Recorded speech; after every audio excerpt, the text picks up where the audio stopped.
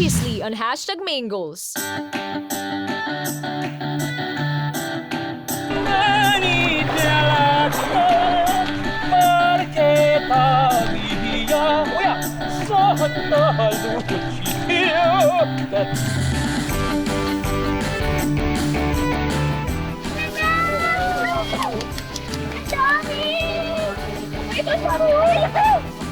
Kuya, talong po yan. Talong po. Turingan! Ang kulingan.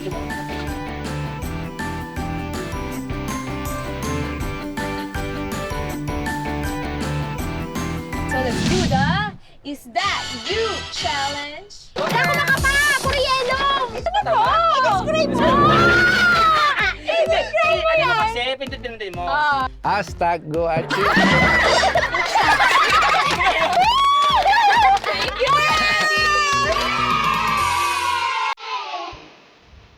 Sariwang hangin, nakaka-relax na hampas ng alon ng dagat. Ilan lang yan sa mga babalik-balikan talaga dito sa Isla Verde.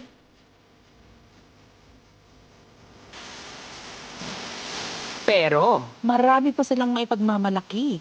Bukod sa mga masasarap na isda, meron din silang mga kilalang sweets, mga native delicacy, dito sa Isla Verde. Yan ang gagawin natin ngayon. So ipapakita sa atin ngayon ni Ate Ami kung paano gumawa ng pakaskas o kilala din bilang buri sugar. Ito ay kilala sa isa sa mga sweet delicacies dito sa Isla Verde. Ayan. Ngayon Ate po, Ami, ano mga kailangan sa patugawa? Ito po ay yung tuba ng buli na pinakuluan na po bago. Ito po ay pakukuluan hanggang sa lumapot. Yan ang unang step. Opo. So yan lang ang kailangan po. Opo. Yan po So wala nang iba, wala nang asukal, Wala po. Oh, yan Pura na pala na po. talaga. Opo. Wala po Tuba siyang ng buli. ibang chemical na po. Yung tuba po, yun po yung katas ng... Opo. Buri, ano, para po sa kaalaman ng lahat, ano po yung buri, Ate Ami? Yun po yung yung pinakukunan ng ginagawang banig. Ah, ito. Opo, Ito yung... yung katawan niya, yung kinakaritan po siya para kumatas. Kumatas. Opo. Tapos siya po ginagawang ganyan matamis. So natural na matamis siya kasi Opo. wala nang nilalagay na asukal. Tinawag din itong pakaskas dahil sa proseso ng pagkaskas ng lumapot na palm sugar mula sa kawa o kawali na pinaglutuan nito. Tapos po, papakuluan lang yan. Opo, bago hanggang po sa siya lumapot. So, Ah, i-on na natin. Ay, naka-on na siya. Na. Tapos dito po siya nilalagay sa mga molding ito. Nagawa rin sa buli din po. Buli. Fairness. Taray ha, ang daming uses. Itong pinaglalagyan ng pakaskas ay tinatawag nilang kasitas. Gawa pa rin yan sa buri palm leaves. O diba, eco-friendly? bakit po kailangan na ganyan ng gamiting panghalo? Opo. Para po siya madaling tumigas na at mailagay doon sa lalagyan. Kala ko sa flavoring. Nakakadagdag po ba ng flavor? Hindi po. Ay, para lang mas madaling ganun tumigas. talaga siya. Opo. Bakit kailangan ng sandok? Ayun po, ipag yung maglalagay na po doon. Ito po ang ginagawa. Kapag lalagay, papakinabangan ka mamaya. Grabe, lahat talaga. Gawa sa Taray! Ang galing. Multi-purpose. And then balik. Nagmukhang scooper, oh. Nagawa nilang scooper tsaka yung bowl. Ang bongga din. Pero ito din, oh. Kawayan. Kawayan po. Ayan na, oh, lumalapot na siya, ate. Haluin? Nagtitiket na Haluin siya. mo, oh. Ito, di ba gagamitin yun? Di ba ate, pwede ito panghalo? O, pwede din po. Oh, pwede daw. Yun. Ano, teka, masyado ng cake eh. Matigas! Oo nga. Hindi nga. Wait. Ayun, oh. Hirap. Oo, medyo ano na siya, makapal na siya. Oo nga. Pinakampa po yung pinaalsa bago po. Ito po ngayon, ating ipataliti kasi ng kuwan. Tapos ilalagay na po natin dito sa lalagyan para kung tumigas yan. Tumigas na. Opo. Gano'n po katagal bago po maluto po yan? Mga ilang oras po? Mga kuwan po, 30 minutes. 30 minutes. So, mabilis lang. Oo, so, Ayan lang. yeah. Parang medyo nag-taken na siya, oh. Hayaan lang po natin siyang umalis na para Ito na, tapos na siya, oh. Diba, Chichi? Oo, si ate. Yun, ikaw na. Hindi mo may isa. Ito na nga, ililipat na natin dito sa lalagyan. Una. Para mag-settle at Ito, mag-harden na po. talaga siya. Ayan. Ano na siya, te? Ganyan lang pala siya. Ate Ami, magkano po ang bentahan ng pakaskas? 50 po ang isa pong ganyan. Ilang piraso po sa 50 pesos? 10 pong bilog na. 10 bilog. Sulit na rin, di ba? Ito na! May laman na to, isa. Antayin nating tumigas. So 30 minutes Yan. ate, bago tumigas. So, antayin na lang natin siya lumabig. Tapos pwede na natin siyang tikman at kainin. Okay, tikman na natin. Ito na! Ano ba to? Ayan, ganyan pala siya. Tikman na natin kung ano lasa nito. Ganito lang po. Ganyan lang. Yan. Tanggalin yung sarap. Oh my God! Sarap. Ang sarap niya. Ang sarap niya, Ate Ami. Para siyang ano, honey? Parang siyang bukayo. Parang ang bukayo. Nyog na lang sobrang bukayo na. No, para siyang honey. Saan pwedeng ilagay ito? Aling Ate. Ami? Ay, Ate Ami. Yan po ay pwedeng yung panghimagas po pagkakain. Tapos Sarap. Yung Dessert. po sayurp niyan, yung pong pwedeng palaman sa tinapa, yung malabnaw pa. Sarap. Gusto ko suman. Bagay sa suman Oh. ko. Pwede siyang sweetener sa kahit anong pagkain actually. Sarap. Gusto ko siya. At natural sweetener kasi di ba hindi natin ito nilagyan ng asukal. Puro talaga. Sarap niya, oh my God. Yung, parang nabuko. Hugot na. Grabe ang tamis nito. Grabe. Ay! Oh my God! Bakit? Ang sakit ng ngipin ko. Kasi, nabuhay ako sa mga ngiti mo. Ano wala yung buri ko? Ang bongga nun. Diba? Uy, pero lasa talaga siyang nyug, di ba? True. Nyug ka ba? Bakit? Eh, kasi tigas ng ulo mo, pero sweet naman yung kalooban. Alam mo ba? Nasang pulburan siya. Ano? Bakit? Pulburan ka ba? Oh, bakit? Gusto ko man umihip sa harapan mo, pero hindi ko magawa. Dahil sobrang pogi mo. Ako? Teka lang. Wait lang, i-process na. Paano na connect sa pulburan yung pagiging pogi? Hindi ko alam yung nabasa ko. Alam mo, girl, okay lang yan. You're right. Ba't naman kasi mahirap pa yung binasa mo? Uy, Ate Ami, ikaw baka mamaya. Pero mag-pick up na. May asawa niyo ba po si Ading Ami? Opo. Ilan po anak niyo? 5 po. Kayo po talaga gaano katagal nyo na po ginagawa ito? Ay, yan po yung kinamulatan ko ng trabaho po ng aking magulang. Hanggang po sa ako nakasawa yan po ang aming trabaho. Naipasa na rin po. Maraming salamat po Ate Ami ha, sa pagturo po at sa pag-demonstrate po sa amin kung paano gumawa ng pakaskas. O kain muna kami ha, mamaya. Paano naman gumawa ng shampoo? Yun ang malalaman natin sa pagbabalik ng #Mingos! Ayan na, parang ito na Naubos talaga. ko siya.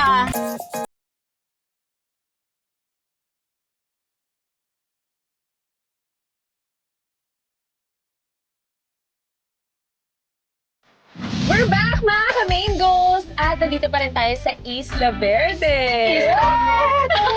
At ngayon naman, ibibida naman natin ang isa sa mga kilalang pagkain dito, yung panlaban nila, ang champoy! Yes, so ang champoy ay gawa sa bunga ng sampalok. True. At syempre, versatile din ang sampalok. Dahil pwede siyang panggawing pampaasim sa ulam o kaya pwede siyang sweet, pang merienda o himagas. Yes, panghimagas. Panghimagas. Mahilig ba kayo sa champoy? Ako mahilig talaga. Ah, talaga? Ako talaga kasi laking probinsya ako. So, minimerienda namin sampalok. Ako laking Maynila ako. Talagang minimerienda ko rin sa Perfect, perfect, besties. Eto na nga, tuturuan tayo ngayon ni Ate Susan kung paano gumawa ng champoy. Kaya sa mga ka-main goals natin na gusto mag-business, ay tumutok na kayo kasi tuturuan nila tayo. Let's do this, Ate Susan! Ate Susan! Ito po ang sampalok. Ah. Hihimayin muna po natin siya. Himay? Teka, Ate Susan, ano po muna yung mga kailangan nating Opo. sangkap, Sangkap. sa paggawa ng champoy? Ito po, asukal, Ito. Sugar. harina, asin, Asin. tubig at mantika. Ay, may mantika. Tubig at mantika. At syempre, di ba? Ang bida. Sampalok po. Sampalok. Ngayon po ay maghihimay tayo para po... Like, Okay, it's a guys, crack. let's wear gloves. Okay, let's wear gloves. So, ito po, Ate Susan, and yung champoy po, binibenta niyo po dito? Opo. Binibenta niyo dito? Tapos, saan po nakalagay? Sa garapon ba? O parang yung sampalok na... Ay, hindi. Kasi maliliit pala yan, no? Bilog-bilog. True. Pwedeng sa garapon, di ba, ate? Sa garapon. Pwede po sa disposable. Plastic. Plastic. Usually ganun yun eh. Pwede ba siya bilhin isa-isa per piraso? Pwede pong per peraso. Pwede Magkano naman yun? po. Magkano yun? Dito po, piso. Piso. Piso Ang isang sampalok po ganyan. ba? Isang bilog po. Aling Susan, sampalok, seasonal po ba to? O palaging may Seasonal sampalok? po. Seasonal. Tuwing kailang season po ang sampalok? Tag-araw. Sa summer. Hindi, tag-ulan yun eh. So kayo po, naalala niyo pa po ba kung kailan nag-originate ang champoy dito sa Isla Verde? Ako matanda. Pero matagal na po, matagal niyo na pong Matagal. in-offer ang champoy dito. Ba't sampalok? Ayan! Ayan, nabalatan ko na siya, oh. Ang dali lang naman magbalat ng sampalok. Aling Susan, kano po kayo tagal na gumagawa ng shampoo? Opo. 2 years pa lang. 2 years pala. Kayo po ba yung kilalang gumagawa ng sampalok sa Bicol? Marami din naman po, pero isa po ako doon mas marunong. Madali lang po ba, Ate Susan? Madali paggawa? lang. Mas Madali mahirap po lang. ba sa pagsuot ng gloves? Mas mahirap.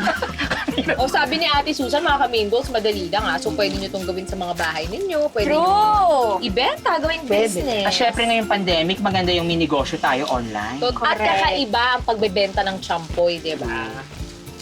Actually, hindi ko alam na sa sampalok pa rin shampoo. Actually, akala ko prunes. Prunes? Talaga? Yeah. Ako naman nung bata ako, sabi nila kulangot ng Chinese. Sa Baguio. Nung bata, oo, nung bata. Totoo yun, hindi ako nagbibiro. Sa Valenzuela ako sabi yun. So ate, nakakamagkano po kayo ng benta nito? Depende po, minsan po nakaka 100 sa maghapon. 100 Pesos. pesos? Sa mga... Ilang piraso yun? 100 pieces. 100 din. pieces. Kasi piso pala isa. Oh my God, math, hello. Pero ito po, Ate Susan, sa ganito po karaming sampalok, mga ilan po ang balls ang magagawa nito? True. Depende Estimate po. Ah. 100? Kaya?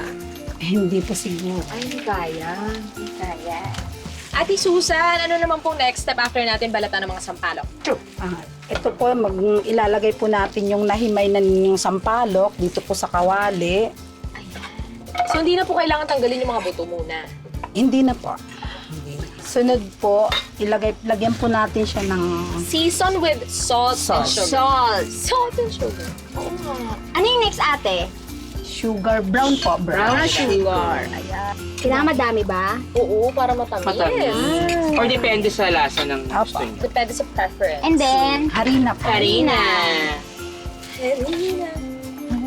ganyan pala yun.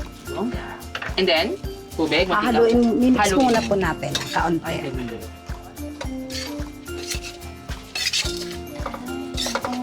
Tapos lagyan na po natin ng tubig. Tubig. Tubig. O yan mainit na. Mainit na ang kawali. So, onting Mantika. tubig lang. Konting tubig lang. Konti lang po. 1 And then, tablespoon lang. mantika. Konti lang pala. Fairness. Konti lang din po siya. Ang bongga. Ayan, okay na po. Mukhang lalapot Haluin siya, na lang po ate, natin ah. hanggang sa maluto. Hanggang sa maluto. Ano po ba ang champoy? Mas matamis po ba siya or mas maasim? Maasim po siya kung hindi pa naiilutong ganito. Pero pag naluto na po natin, matamis na. Matamis na. Di ba kasi ako nakakain ng champoy? Ako nakakain ako. Pero kala ko talaga prune, sabi mo nga. Ito, champoy ito, di ba?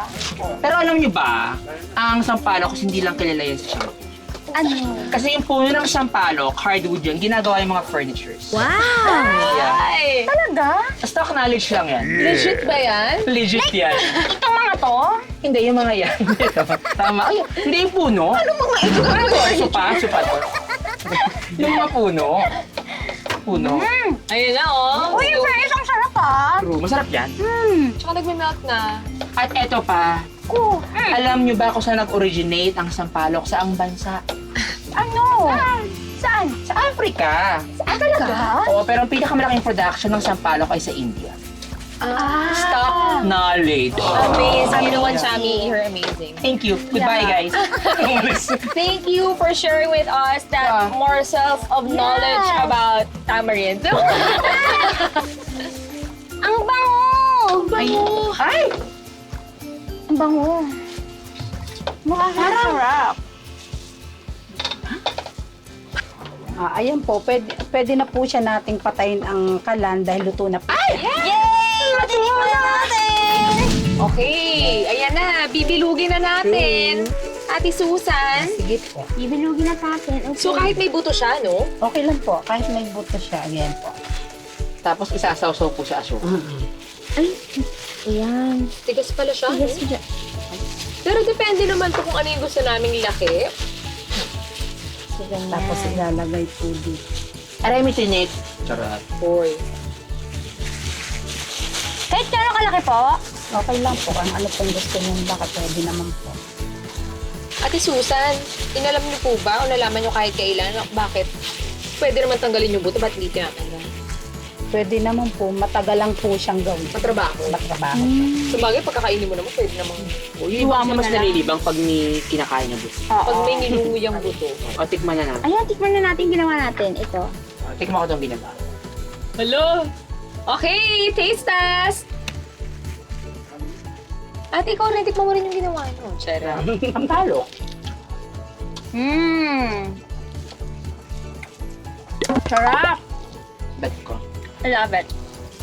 Ang tamis? Matamis siya na may konting acid. Yun. Ate Susan, ikaw naman. Ano rin masasabi niyo sa luto niyo? Matamis po Siyempre po ba? masarap. Wow! Love your own. Ang sarap. Ito pong ganito, nilalako or may nagsusupply po kayo sa mga tindahan, palengke. Hindi po. Nilalako lang po siya dito. Dito talaga sa Isla Verde. Ang sarap, Ate ang sarap. Susan! Thank you ha, kasi tinuruan mo kami kung paano gumawa ng champoy. Opo. Na talagang Isla Verde, di ba? Pang Isla Verde. Kaya ayan, kanina natikman na natin yung pakaskas. At ngayon, tikman natin itong pagkasarap-sarap na champoy. Baka mamaya abangan naman natin kasi malalaman natin yung iba't ibang klaseng luto at putahe ng isda dito sa Isla Verde.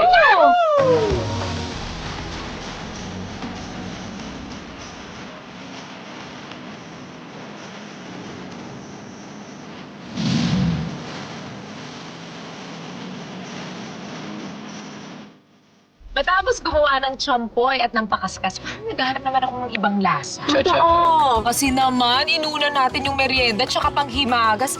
Ngayon, main course naman tayo mga ka-main goals! Ayan!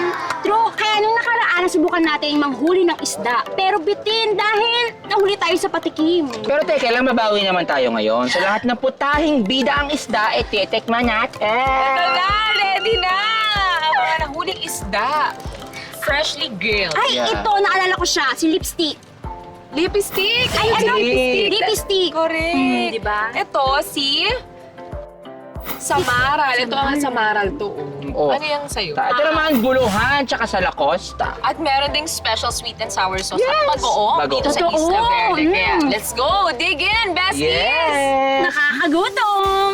Mukhang masarap Ano si mo ang buong lipstick. itong sitaw? Sausaw mo sa sweet. Ito si lipstick, oh. Tak! Ang Ayaw. sarap. Mm, Ito.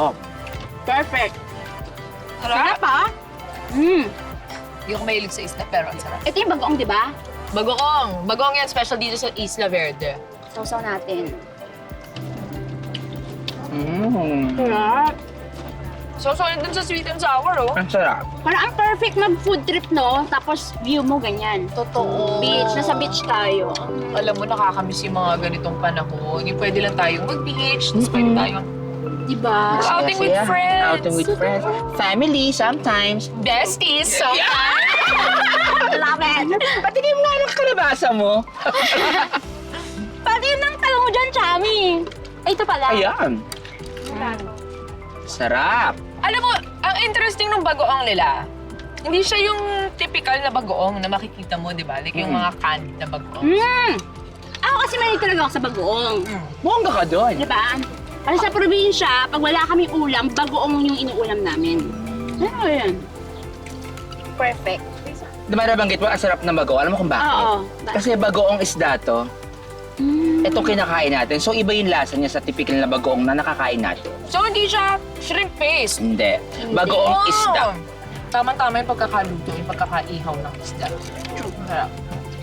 Tapos samahan mo pa ng mga grilled vegetables. Nakakatuwa! Lahat ng pagkain fresh na fresh mula sa dagat. Hinanda pa to para sa amin ng mga lokal ng Isla Verde. Feel the breeze. What a time to be alive. Because summer is forever!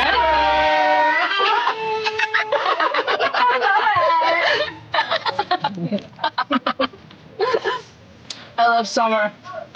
True, me too. Ito pala, ang the best sa island living mga kaming goals. Bukod sa pagkaganda-gandang view at fresh na mga pagkain, masusubaybayan mo rin yung buong proseso nito. Totoo! From dagat to bundad. Ayun na Kita nga. naman. At syempre, hindi pa nagtatapos ang ating adventure. Correct ka dyan, mga besties! Kaya to be continued ang beach life natin. Bukas yan dito sa #Mangoes! Okay, kaon na tayo! This is what we call the center of marine biodiversity in the world. Ibig sabihin, dito natatagpuan ang pinakamaraming klase ng corals at isda sa buong planeta. Totoo ba yan? Yes, Verde Island Passage.